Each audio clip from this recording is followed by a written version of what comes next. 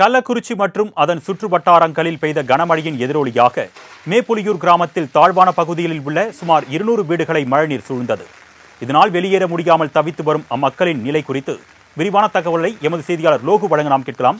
வணக்கம் லோகு, தற்போதைய கள நிலவரம் என்ன? பொதுமக்கள் என்னென்ன சிரமங்களை சந்திச்சுட்டு வராங்க?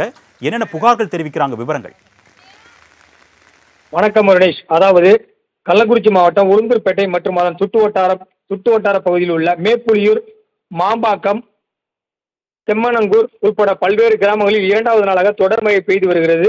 இந்நிலையில் உளுந்தூர்பேட்டை அருகே உள்ள மேப்புலியூர் கிராமத்தில் சுமார் 200க்கும் மேற்பட்ட குடும்பங்கள் வசித்து வரும் நிலையில் அந்த பகுதியில் தாழ்வாக உள்ள 15க்கும் மேற்பட்ட தெருக்களில் 200க்கும் மேற்பட்ட வீடுகள் மழைநீர் சூழ்ந்துள்ளது. இதனால் பொதுமக்கள் வீட்டை விட்டு வெளியேற முடியாமல் வீட்டிலேயே முடங்கி கிடக்க வேண்டிய அவல நிலை ஏற்பட்டு வருகிறது.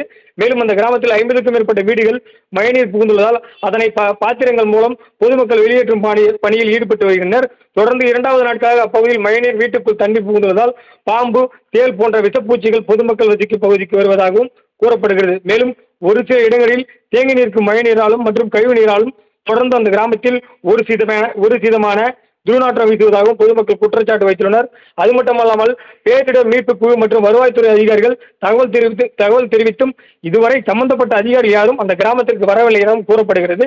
சம்பந்தப்பட்ட அதிகாரிகள் அந்த கிராமத்திற்கு சென்று ஆய்வு செய்து பொதுமக்களுக்கு தேவையான அடிப்படை வசதிகளை செய்து தர வேண்டும் என அந்த கிராமத்தைச் சேர்ந்த பொதுமக்கள் மற்றும் சமூக ஆர்வலர்கள் தொடர்ந்து கோரிக்கை வைத்து வருகின்றனர். அருணேஷ். விவரங்களுக்கு நன்றி லோகு.